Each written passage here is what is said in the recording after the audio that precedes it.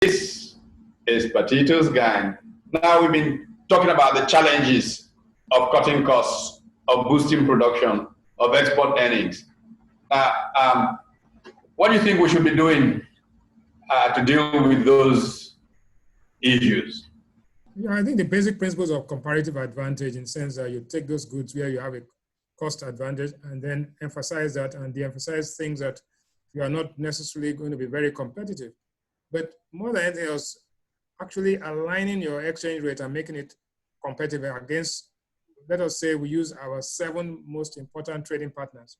We look at our currency, look at our terms of trade, look at the alignment of this, and then come up with what we can call a real effective exchange rate.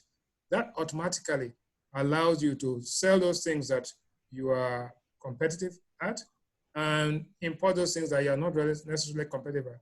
And also serve as a hub for processing and re-export, right? So that you not only export that which you have, you can process and re-export like they do in Singapore and in Japan. So I think that's a fundamental structural strategy that Nigeria is going to adopt because the time for hoping that potential will take us through is gone. We now have to decide and act immediately.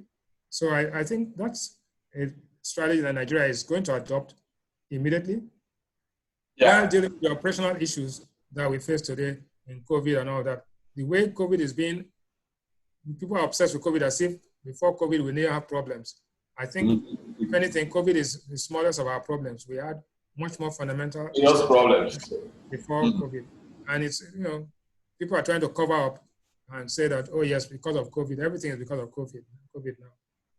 Yeah, but let me get to a very nuanced matter in that regard. I mean, yes, very true, comparative advantage and all of that. But there are people who argue strongly that if you don't have industrial policy, you will not be competitive even within the context of your general competitive advantage. So the concept of latent comparative advantage, which says essentially pick areas of your factor endowment where you can actually develop global value chains in which you can compete well in, and then allow that to be your focus, policy, inputs, everything, drive those areas, rather than the general blanket kind of thing that we have seen leads to permanent infant industries and all those kinds of things that import substitution struggle with. I think the import substitution discussion is no longer valid in modern day economics. We have signed, and I think on July 1st, we ratified the African Continental Free Trade Agreement. We've signed the ECOWAS protocol. We've signed the common external tariff. We've signed the single aviation traffic. So whether we like it or not, we are forced into a situation where we have to make those decisions. Those decisions are assumed at this point in time. Because if you fail to have an industrial trade and investment policy that is consistent with your diversification objectives, then you are doomed. There's no question. I think those are fundamental. Those are starting points. We will have an industrial policy which is consistent with our trade policy, which is consistent with our exchange rate policy.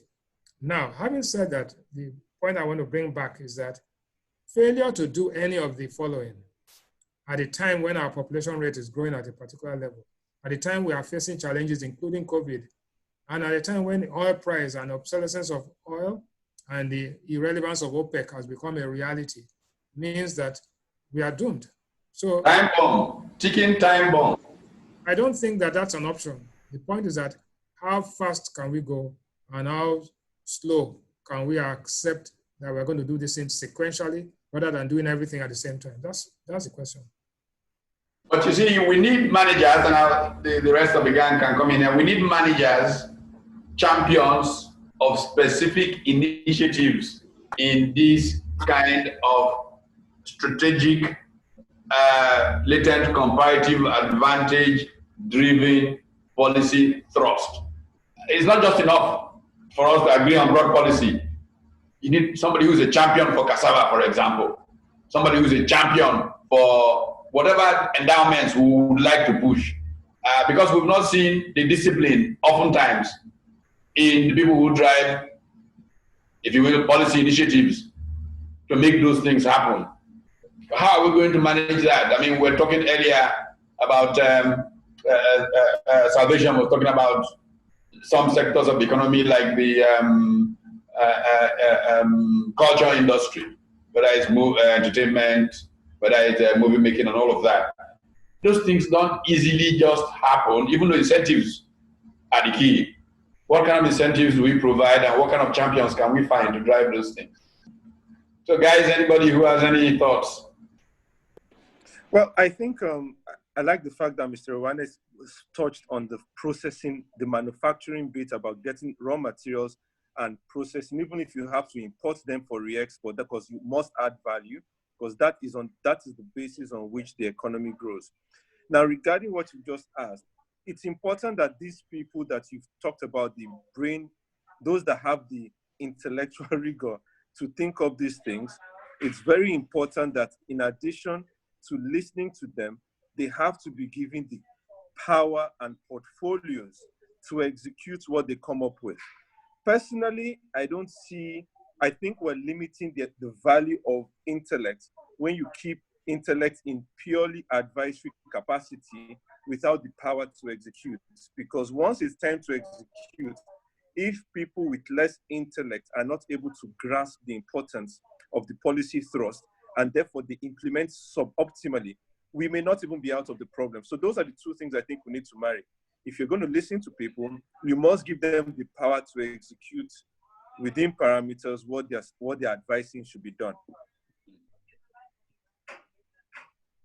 Yeah, these are clearly issues. What kinds of incentives could we be offering to stimulate those sectors? Because, I mean, it's all about incentives, really. How do we get people to get off living off rent, to moving into producing?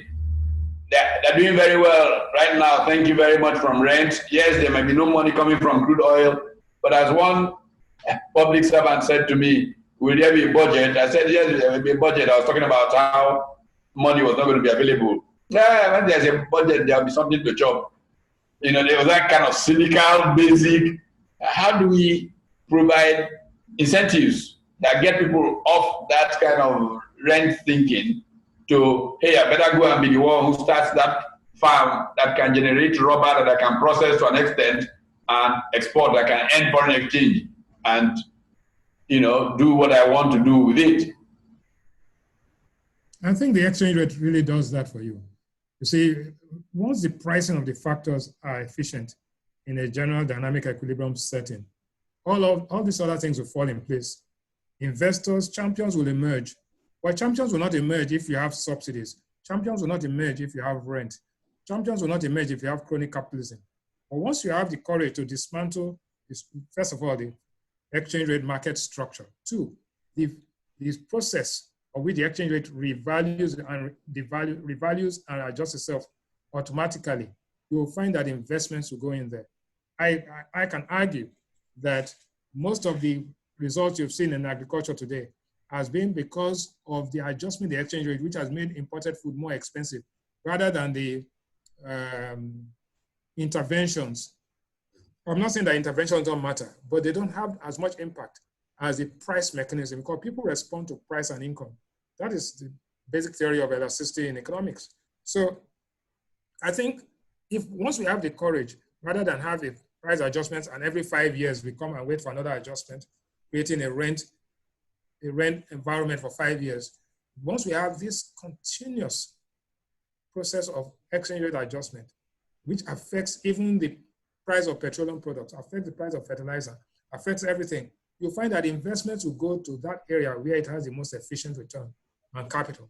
And that is the answer. And from there, champions will emerge, and then the state will intervene by giving you, building roads that will lead to your factory, giving you building airports, dredging a seaport, giving you all sorts of things that will just make you much more efficient and competitive. Yeah.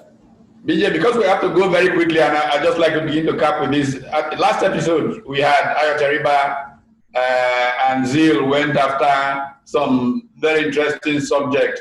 But I had said that India, 1991, I remember, down to no more than 3 weeks in their foreign reserves of trading money. And then they began to do some of these things that we're talking about here. And the license Raj began to unfold, and India began to move up rapidly. But the point that I think is critical to raise here as Ayo's main point is India is taking its assets and allowing those assets to generate capital coming in rather than borrowing and all of that, which are assets that we could be putting out there in the market and to generate capital with that can help begin bring some money into the system very quickly. You know, assets depend on valuation. Valuation again depends on market conditions, and it comes back again to the exchange rate.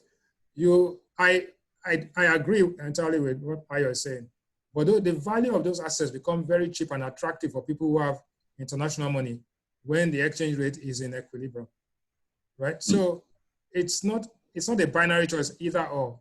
It is a combination of this that will give us an optimal solution. So what we are looking for is optimality. So we can optimize the use of these assets to make ourselves comparatively and competitively advantageous in the strive for higher and sustainable rates of growth. Thank you very much, gentlemen. Unfortunately, time is out. Maybe anybody can say 30 seconds of great word of wisdom that can help us get out of where we are. Well, I don't have a word of wisdom. It's a question I have, but it may be wisdom for someone. And the question I have is, there's so much of this conversation that is on the exchange rate. Are we in a good position to really be able to index our exchange rate with the reserves we have today and the kind of income we are bringing in? I think that will help us have comfort. We on the other end have comfort to know that, okay, we can ride this storm. And the incentive is for you to do things that will generate foreign earning. That's the real incentive. Okay. Produce whatever you produce, export it, and you will get what you... Okay. All right, well, it's time to go. You can continue this conversation on our handles, Instagram, Twitter, Facebook, all of it. We hope this has been meaningful, useful. We'll see you next week. This has been Patito.